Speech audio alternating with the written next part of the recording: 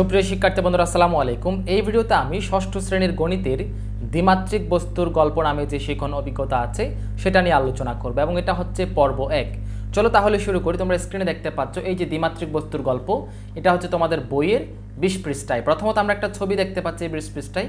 এই ছবিটা কার? এই ছবিটা হচ্ছে গ্রিক পণ্ডিত ইউক্লিডের। ঠিক আছে, এটা এই ছবিটা কার? গ্রিক পণ্ডিত ইউক্লিডের। এবং এটার নিচেই কতগুলো কথা লেখা আছে এবং এই কথাগুলো কিন্তু অনেক বেশি ইম্পর্ট্যান্ট। তোমরা অবশ্যই কথাগুলো পড়ে নেবে।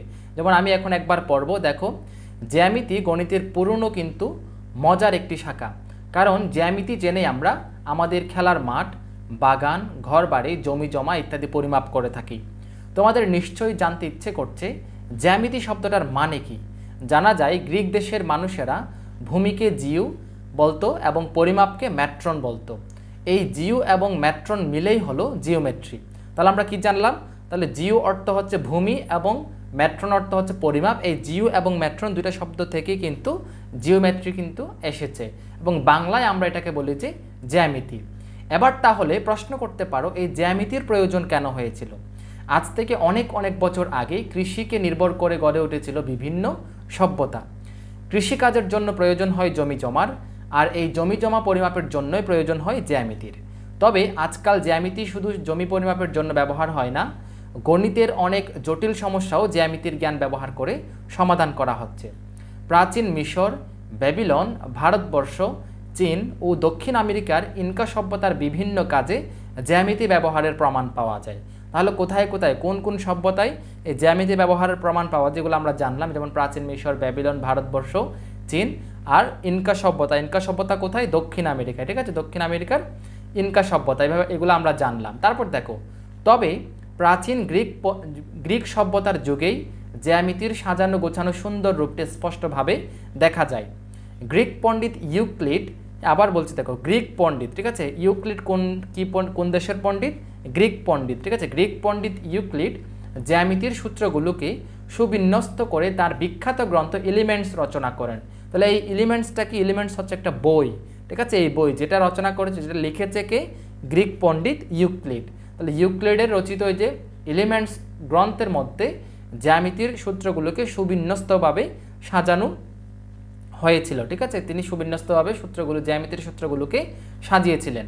ঠিক আছে, তারপর দেখো, এছাড়া জ্যামিতিকে সমৃদ্ধ করার ক্ষেত্রে Thales, Pythagoras, Plato, Ptolemy, Archimedes সহ আরও অসংখ্য গণিতবিদের অবদান রয়েছে। ঠিক আছে, এই থ্যালিস, পিথাগোরাস এরাও হচ্ছে এক একজন গণিতবিদ।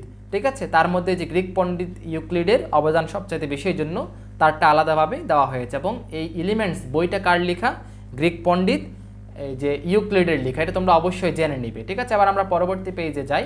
পরবর্তী 21 পৃষ্ঠায় দেখো, যে 21 পৃষ্ঠায় আছে জ্যামিতির মৌলিক ধারণা। ঠিক আছে, এটা কিন্তু অনেক ইম্পর্টেন্ট। আমরা এখন জ্যামিতি সম্পর্কে কিছু মৌলিক ধারণা নিব।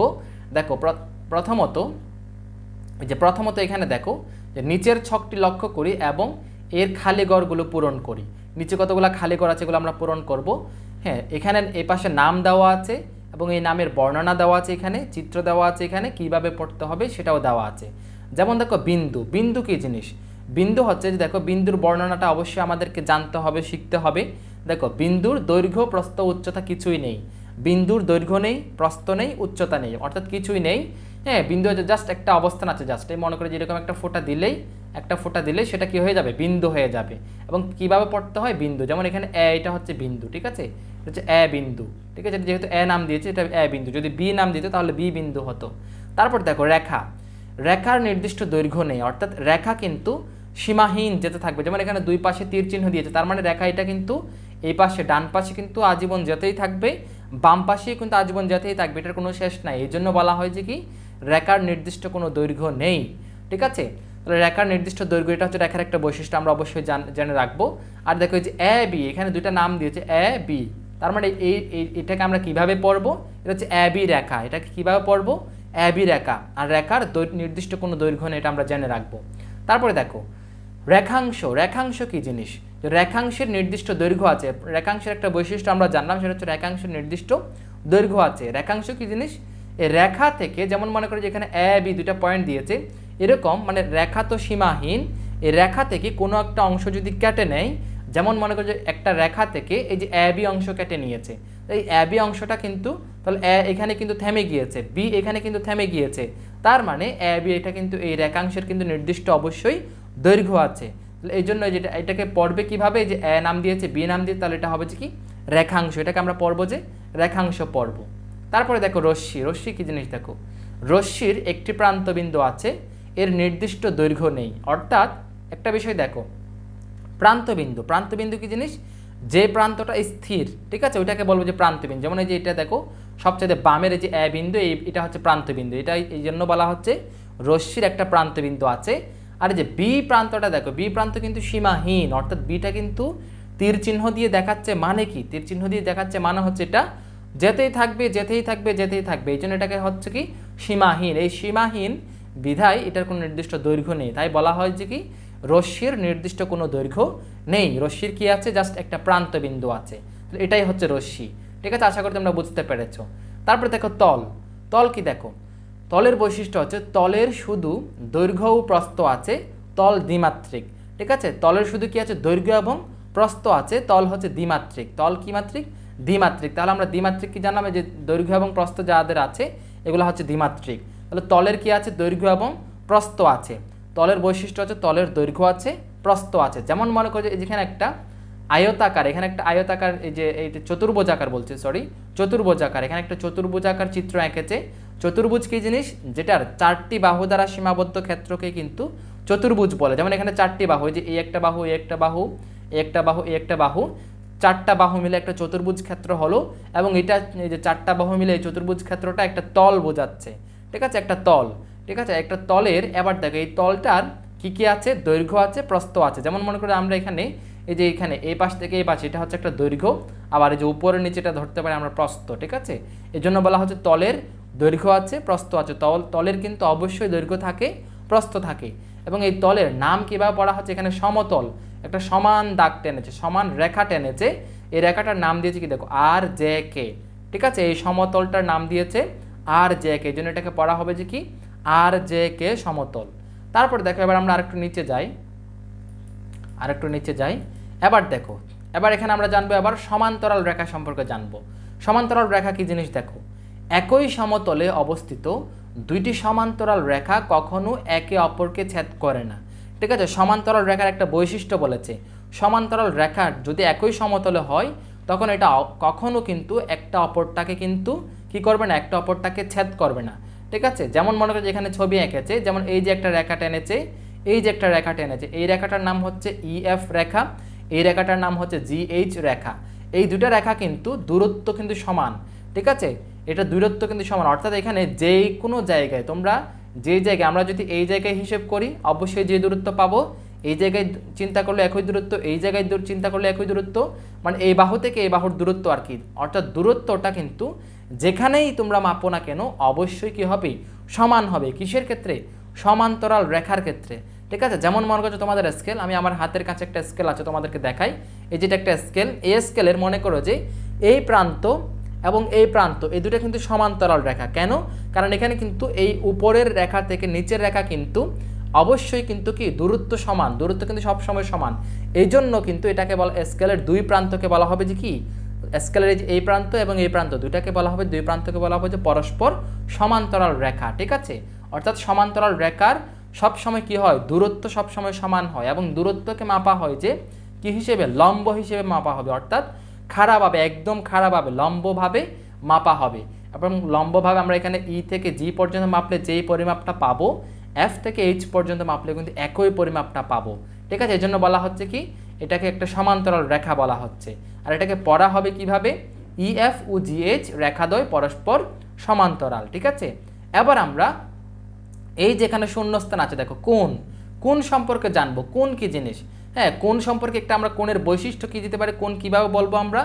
কোণ হচ্ছে দেখো, কোণ হচ্ছে দুইটা রশ্মি যখন, একটু আগে কিন্তু আমরা রশ্মি পড়েছি, উপরে কিন্তু রশ্মি আছে, দুইটা রশ্মি যখন মানে কোনো সমতলে যখন দুইটা রশ্মি একই বিন্দুতে মিলিত হবে তখন সেটাকে কি বলবে, কোণ বলবে। যেমন আমি এখানে ছবির দিকে একটা আমি কোণ আঁকি, মনে করে দেখো একটা রশ্মি আঁকি, মনে করে যে একটা রশ্মি আঁকলাম, হ্যাঁ, একটা রশ্মি আমরা এখানে আঁকলাম, এখানে হচ্ছে এটা হচ্ছে বিন্দু, একটা বিন্দু মনে করো যে এটা, এবং এদিকে মনে করো যে আরেকটা এদিকে রশ্মি আঁকলাম, ঠিক আছে। এই রশ্মিটা মনে করো যে এখানে উপরে এদিকে সীমাহীন, হ্যাঁ, রশ্মি সম্পর্কে কি জানি আমরা? রশ্মির এক প্রান্ত স্থির, অপর প্রান্ত চলমান। ঠিক আছে, এখানে এই প্রান্ত, এই যে এই প্রান্তটা স্থির, এই প্রান্তটা চলমান। আমরা দুইটা রশ্মি আঁকলাম এবং এই দুইটা রশ্মির প্রান্তবিন্দু হচ্ছে মনে করো যে এটা, এবং এটার নাম মনে করো আমরা দিলাম যে কি দিব? বি দিব। মনে করো কি দিলাম? বি দিলাম। ঠিক আছে, বি। আমার এখানে কিন্তু লিখতে কষ্ট হয় একটু, অনেক স্লো হচ্ছে, যাই হোক। দেখো বি দিলাম। এই বি কিন্তু একটা বিন্দু ছিল। ঠিক আছে, এই বি হচ্ছে একটা বিন্দু, অর্থাৎ এই বিন্দুটা কিসের? এটা হচ্ছে এই প্রান্ত বিন্দু। এটা হচ্ছে এই যে এদিকে একটা নাম যদি দেই, আমি মনে করি এটার নাম দিলাম মনে করো এ। এটার নাম দিলাম মনে করো যে কি দিলাম? এ দিলাম। ঠিক আছে, এটা এ। তারপর বি, এটা মনে করো যেদিকে মনে করো বিসি, এটা মনে করো যে কি বিসি। ঠিক আছে, তাহলে দেখো এই যে এ বি রশ্মি, এই যে একটা বি এ রশ্মি, যেটা বি এ রশ্মির প্রান্তবিন্দু হচ্ছে বি, আর বিসি রশ্মির প্রান্তবিন্দু হচ্ছে কি? বি। ঠিক আছে, এই দুইটা রশ্মির প্রান্তবিন্দু কিন্তু একটা জায়গায় মিলিত হয়েছে। এরকম কোনো সমতলে যখন দুইটা রশ্মির প্রান্তবিন্দু যখন কি হবে? একই সমতলে মিলিত হবে, সেটাকেই বলা হবে যে কোণ। আশা করি তোমরা কোন বিষয়টা বুঝতে পেরেছো। এবং এখানে কোণ উৎপন্ন হলো কোথায়? এই যে এখানেই কিন্তু কোণ উৎপন্ন হয়েছে, অর্থাৎ এ বি সি কোণ, যেখানে বি বিন্দুর এখানেই কিন্তু কোণটা উৎপন্ন হলো। তাহলে কোণ কি জিনিস? দুইটা রশ্মি যখন একই বিন্দুতে মিলিত হবে, মানে কোনো সমতলে যখন দুইটা রশ্মি একই বিন্দুতে মিলিত হবে, সেটাকেই বলা হবে যে কি? কোণ। যেমন এখানে বি এ রশ্মি এবং বিসি রশ্মির এই যে প্রান্তবিন্দুদ্বয় এই যে বি বিন্দুতে মিলিত হয়েছে, তাই ফলে এখানে কি কোণ উৎপন্ন হয়েছে? এ বি সি কোণ উৎপন্ন হয়েছে। আর পড়তে হবে কিভাবে? এ বি সি কোণ। ঠিক আছে, আমার লিখতে অনেক কষ্ট হবে, তোমরা বুঝে নিও। এ, তারপর হচ্ছে এখানে বি, যেভাবে বি দিব আমরা, হ্যাঁ, তারপর হচ্ছে সি। আমার এখানে একটু লিখতে কষ্ট হয়, বোর্ডে হলে আমি তোমাদেরকে ভালোভাবে দেখাতে পারতাম। এটাকে আরেকটু বড় করে দেই, নিচে নামাই।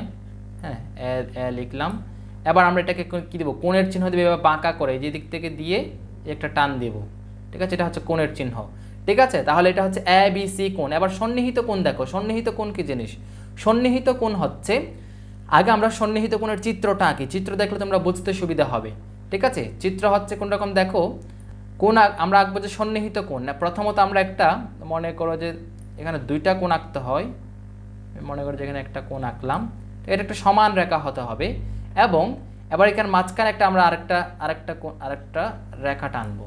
এবার দেখো এখানে কিন্তু এইটা একটা কোণ, এই যে এটা একটা কোণ, আবার এটা একটা কোণ, আবার নিচের এটা একটা কোণ, তাই না? এটার যদি নাম দেই আমরা, এদিকে মনে করো যে এই যে এরকম, এটা মনে করো যে এ দিলাম। ঠিক আছে, তারপর এটা এদিকে বি দিব মনে করো, হ্যাঁ বি। এদিকে মনে করো যে সি, এখানে এটার নাম দিলাম মনে করো বিডি, এটার নাম দিলাম মনে করো বিডি। ঠিক আছে, আবার একটা বিষয় খেয়াল করো, এটা একটু বোঝা যাচ্ছে না। হ্যাঁ, আচ্ছা, একটা বিষয় দেখো, এটা লিখতে কষ্ট হয়, যাই হোক। দেখো এখানে এ বি সি, এখানে কিন্তু দুইটা কোণ আছে। যখন, তাহলে যে সন্নিহিত কোণ কি জিনিস? যখন দুইটা কোণের একই শীর্ষবিন্দু হবে। শীর্ষবিন্দু কি জিনিস? যেমন মনে করো এর আগে কোণের, এই যে কোণের এই বিটা হচ্ছে এ বি সি কোণের শীর্ষবিন্দু, তেমনি এখানে কিন্তু দুইটা কোণ উৎপন্ন হয়েছে, এ বি ডি কোণ একটা, আবার ডি বি সি কোণ একটা। এবং এ বি ডি কোণের শীর্ষবিন্দু হচ্ছে বি, আর ডি বি সি কোণের শীর্ষবিন্দু হচ্ছে বি। এবং দুইটা কোণেরই কিন্তু শীর্ষবিন্দু কিন্তু একটা, বি বিন্দুটা। ঠিক আছে, এরকম দেখো, যখন দুইটা কোণের একই শীর্ষবিন্দু হবে এবং একটি সাধারণ বাহু থাকবে। সাধারণ বাহু কি? এখানে দেখো বিডি। হ্যাঁ, যখন দুইটা কোণের একটি শীর্ষবিন্দু এবং একটি সাধারণ বাহু থাকবে এবং কোণদ্বয় সাধারণ বাহুর বিপরীত পাশে অবস্থান করবে। যেমন এখানে বিডি সাধারণ বাহুর বিপরীত পাশে হচ্ছে এ বি ডি কোণ অবস্থিত, আবার বিপরীত পাশে হচ্ছে কি? এই যে ডি বি সি কোণ অবস্থিত। ঠিক আছে, এরকম দুইটা কোণের যদি একটা সাধারণ বাহু থাকে এবং একই শীর্ষবিন্দু হয়, তখন কোণদ্বয়কে পরস্পরের সন্নিহিত কোণ বলবে। আবার বলছি, যখন দুইটা কোণের একই শীর্ষবিন্দু এবং একটি সাধারণ বাহু থাকবে এবং কোণদ্বয় সাধারণ বাহুর বিপরীত পাশে অবস্থান করবে, তখন কোণদ্বয়কে পরস্পরের কি বলবে? সন্নিহিত কোণ বলবে। ঠিক আছে, তাহলে এই কথা তোমরা এখানে লিখে নিবে। আর এখানে পড়বা কিভাবে? এখানে আমি এখানে লিখছি না, লিখতে অনেক কষ্ট হচ্ছে, সময়ও যাচ্ছে। দেখো এটা হচ্ছে এ বি ডি কোণ ও ডি বি সি কোণ পরস্পর সন্নিহিত কোণ। কি লিখবে? এ বি ডি কোণ এবং ডি বি সি কোণ পরস্পর সন্নিহিত কোণ। তারপর দেখো সমকোণ। সমকোণ কি জিনিস? আমরা এই যে সন্নিহিত কোণ যে বুঝে গেলাম আমরা, এখানে কিন্তু এই সন্নিহিত কোণের কিন্তু মান কিন্তু আমরা যদি চাঁদা দিয়ে মাপে এই যে কোণের মাপ পরিমাপ করি, এটার একটা মাপ পাবো, এটার একটা মাপ পাবো। এবার সমকোণ কি জিনিস দেখো, সমকোণ হচ্ছে, আমি এখানে নিচের জায়গাগুলো নিচ্ছি যেহেতু আঁকতে কষ্ট হয় তাই বড় করে আঁকলে একটু সহজ হবে। যেমন মনে হয় আমি একটা রেখা টানলাম, ঠিক আছে, এটা কিন্তু সমান রেখা, সরল রেখা, কিন্তু এটা কিন্তু কি রেখা, সরল রেখা, একটা সরল রেখা টানলাম। যখন কোনো সমতলে, আমি এটা সমকোণ বলছি, দেখো যখন কোনো সমতলে কোনো একটা রেখার ওপর, একই রেখার ওপর যখন দুইটা সন্নিহিত কোনো অবস্থান করবে, এই যে দেখুন, যেমন মনে করো আমরা এখানে কি দিলাম, একটা সমান করে একটা দাগ টানলাম, হ্যাঁ, এই দাগ টানার ফলে কিন্তু এই রেখাটা কিন্তু দুইটা কোণ উৎপন্ন হলো, এদিকে একটা কোণ, ঠিক আছে, এদিকে একটা কোণ উৎপন্ন হলো, আবার এদিকে একটা কোণ উৎপন্ন হলো, এবং এই দুইটা কোণের মাপ কিন্তু সমান। এই দুইটা কোণের মাপ হচ্ছে কত, মনে করো যে 90 ডিগ্রি 90 ডিগ্রি। তাহলে দেখুন দুইটা কোণ উৎপন্ন হলো, এবং এই দুইটা কোণ কিন্তু পরস্পর কি কোণ, সন্নিহিত কোণ, পরস্পর কি কোণ, সন্নিহিত কোণ। কেন? কারণ এখানে দেখো এই দুইটা কোণের যে একই যে শীর্ষবিন্দু হচ্ছে, এই যে এই পয়েন্টটা হবে যে শীর্ষবিন্দু, এবং সাধারণ বাহু হচ্ছে এটা, ঠিক আছে। যখন একই রেখার ওপর, একই সরল রেখার ওপর যখন দুইটা সন্নিহিত কোণ অবস্থান করবে এবং সন্নিহিত কোণ দুটির মান যদি সমান হয়, তাহলে সন্নিহিত কোণদ্বয় কি কোণ হবে, সমকোণ হবে, সন্নিহিত কোণদ্বয় সমকোণ হবে, ঠিক আছে। এবং এক সমকোণের মান হচ্ছে কত ডিগ্রি, 90 ডিগ্রি, সমকোণের মান হচ্ছে কত ডিগ্রি, 90 ডিগ্রি, ঠিক আছে। তাহলে এটার নাম কিভাবে দিব আমরা, মনে করো যে এখানে আমরা কি দেব, এদিকে যদি এ দেই, মনে করো এখানে এ দিলাম, ঠিক আছে, এ দিলাম, এদিকে মনে করো যে বি দিলাম, বি, তারপর মনে করো এখানে সি দিলাম, তাহলে এ বি সি হচ্ছে কি, এ বি সি হচ্ছে কি কোণ, সমকোণ, এ বি সি সমকোণ। বা এদিকে যদি আমরা ডি দেই, ঠিক আছে, এদিকে এ বি ডিও কিন্তু সমকোণ, ঠিক আছে, এ বি ডিও কিন্তু সমকোণ, এ বি সিও, অর্থাৎ এই কোনো সমকোণ, এই কোনো সমকোণ, ঠিক আছে। তাহলে সমকোণের সংখ্যা কি হবে, আরেকবার বলছি আমি, সমকোণ হচ্ছে যখন একই সমতলে এবং একই রেখার ওপর যখন দুইটা সমান সন্নিহিত কোণ অবস্থান করবে, তখন কোণদ্বয়কে কি বলবে, সমকোণ বলবে, ঠিক আছে। উভয় সন্নিহিত কোণদ্বয়কে কি বলবে, সমকোণ বলবে। এবং এক সমকোণ সমান কত ডিগ্রি, এক সমকোণ সমান 90 ডিগ্রি। এই বিষয়টা তোমরা মনে রাখবে। আশা করি তোমরা 21 পৃষ্ঠাটা বুঝেছো, ঠিক আছে। আমি যদি বোর্ডে হলে আর একটু ভালো করে দেখাতে পারতাম, যাই হোক তোমরা আশা করি বুঝে নিয়েছো। আবার 22 পৃষ্ঠায় যাব আমরা। 22 পৃষ্ঠায় দেখো কাগজের ত্রিভুজ, দেখো ইচ্ছে মতো কাগজের কয়েকটি ত্রিভুজ কাটো, ঠিক আছে। তো আমরা কাগজের ত্রিভুজ মানে হচ্ছে কি, তিনটা বাহু দ্বারা সীমাবদ্ধ ক্ষেত্রকে ত্রিভুজ বলে। যেমন মনে করো যে আমি কাগজ দিয়ে একটা ত্রিভুজ কেটেছি, ঠিক আছে, এটা হচ্ছে একটা ত্রিভুজ, ঠিক আছে। এখানে একটা বাহু, দুইটা বাহু, তিনটা বাহু, ঠিক আছে, তিনটা বাহু দ্বারা এরকম সীমাবদ্ধ ক্ষেত্রকে কি বলে, ত্রিভুজ বলে। তোমরা এরকম ত্রিভুজ কাটো, তারপর দেখো ইচ্ছা মতো যে ত্রিভুজ কাটো, তারপর এবার ত্রিভুজগুলোর ছবি এঁকে খাতায় আটা দিয়ে লাগিয়ে নিচের মতো ছক করে পূরণ করো, ঠিক আছে। আমরা এখানে একটা, এই যে এখানে যে ত্রিভুজটা আমরা খাতায় যে আমরা কাগজ দিয়ে কেটেছি, এখানে আমরা ছবি এঁকে দেব। এবার প্রথম কোণ, এখানে আমরা কোণের তিনটা কোণের মাপ দিব, কিন্তু তিনটা কোণের মাপ দিব। যেমন মনে করো যে একটা কোণ দিলাম মনে করো 90 ডিগ্রি, একটা কোণ দিব কত ডিগ্রি, মনে করো যে একটা কোণ দিলাম 90 ডিগ্রি। আমি উপরে একটা ওই যে এরকম ফোঁটা দিচ্ছি, এটা হচ্ছে ডিগ্রি, এটাকে পড়া হয় যে ডিগ্রি, ঠিক আছে, 90 ডিগ্রি। অপর দুইটা কোণকে মনে করো দিলাম যে 45 ডিগ্রি, ঠিক আছে, 45 ডিগ্রি, এই যে 45 ডিগ্রি, আবার মনে করো যে 45 ডিগ্রি, ঠিক আছে। তাহলে টোটাল কত হলো, হ্যাঁ একটা বেশি দেখো এখানে। তারপর ঘর যেটা আছে এটাতে টোটাল লেখার বিষয় দেওয়া আছে, হ্যাঁ এই যে দেখো ডিগ্রি দিলাম 45 ডিগ্রি, অর্থাৎ প্রথম কোণ 90 ডিগ্রি, দ্বিতীয় কোণ 45 ডিগ্রি, তৃতীয় কোণ হচ্ছে কত ডিগ্রি, 45 ডিগ্রি, ঠিক আছে। তাহলে আবার কোণ তিনটির যোগফল কত, অবশ্যই 180 ডিগ্রি হবে। কোণ তিনটির যোগফল কত হবে, অবশ্যই হতে হবে। কিন্তু তোমরা কিন্তু আমি এই যে আমার এইরকম লিখতে হবে এমন না, তোমরা তোমাদের খুশি মতো লিখতে পারো, তবে অবশ্যই কত হতে হবে, অবশ্যই 180 ডিগ্রি হতে হবে, এটা মনে রাখবে।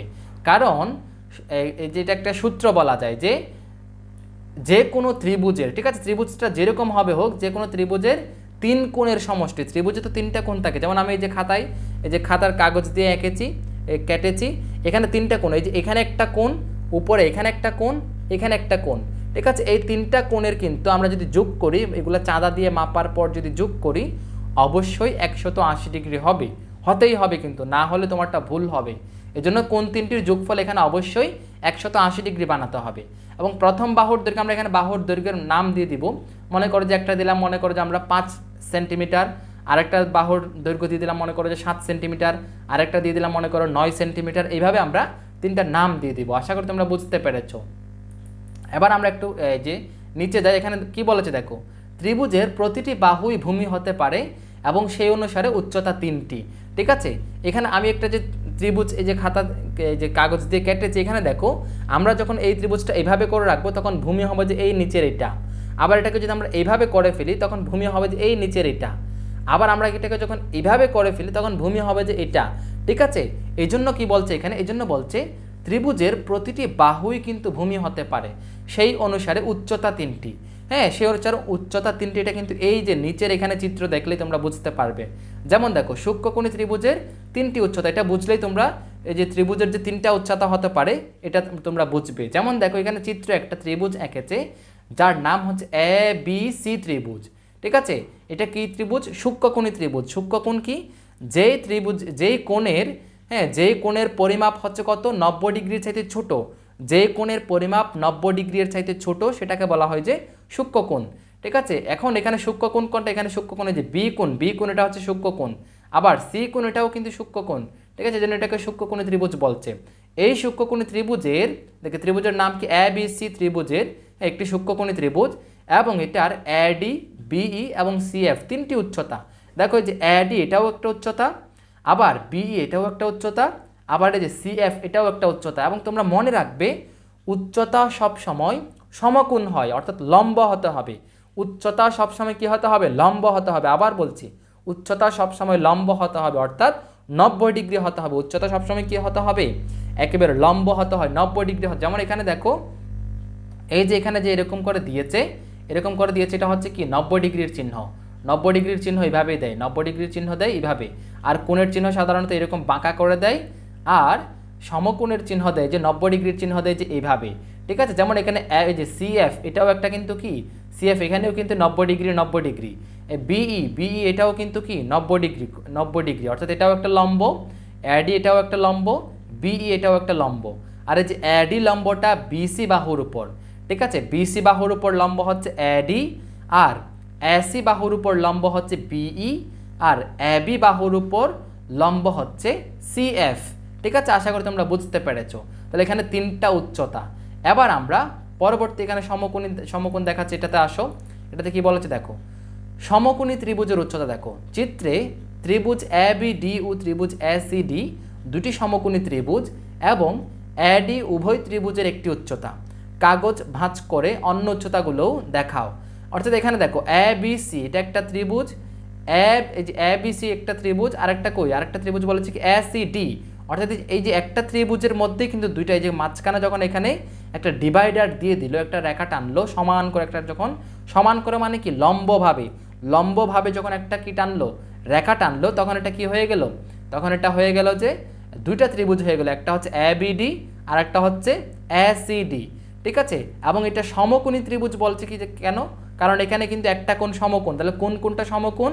এখানে দেখো এই যে ডি কোণ যেটা, এই ডি কোণটা হচ্ছে সমকোণ, অর্থাৎ ডি কোণের এখানে এই যে এরকম দিতে পারবো আমরা, এই পাশেও এরকম দিতে পারবো, এই পাশেও এরকম দিতে পারবো, অর্থাৎ এই ডি কোণটা কিন্তু সমকোণ 90 ডিগ্রি।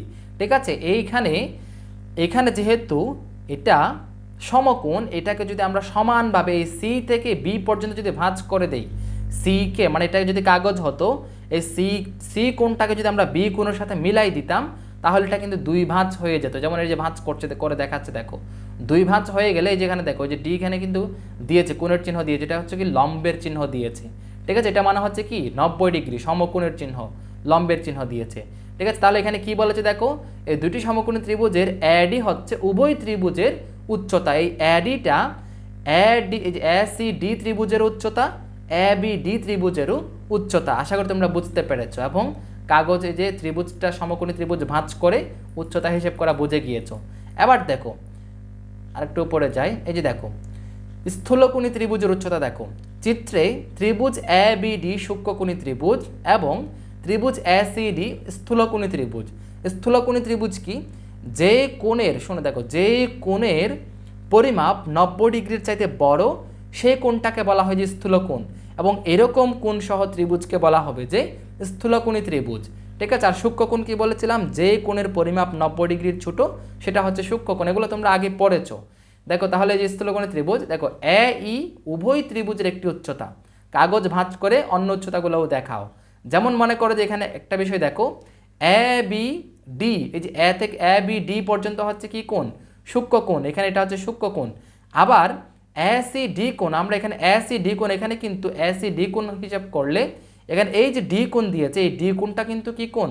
স্থূলকোণ। এই ডি কোণটা হচ্ছে স্থূলকোণ, এই স্থূলকোণ হচ্ছে কোণটা এখানে দ্বি কোণটা, যে ডি কোণ এটা হচ্ছে স্থূলকোণ। এই দুইটা ত্রিভুজের মধ্যে কিভাবে উচ্চতা হিসেব করবে দেখো, এই যে আমরা সরাসরি এখানে চলে আসি, যে এগুলো দেখানোর পরে যে এখানে চলে আসি, যে এ থেকে ই পর্যন্ত দেখো, এ থেকে ই পর্যন্ত এটা হচ্ছে কি একটা লম্ব। আমি একটু আগেই বলেছি তোমাদেরকে উচ্চতা সবসময় লম্ব হতে হবে, উচ্চতা সবসময় কি হতে হবে? লম্ব হতে হবে। যেমন এখানে যে ই, এটা কিন্তু কি দিয়েছে? 90 ডিগ্রি দিয়ে, 90 ডিগ্রি মানেই হচ্ছে লম্ব।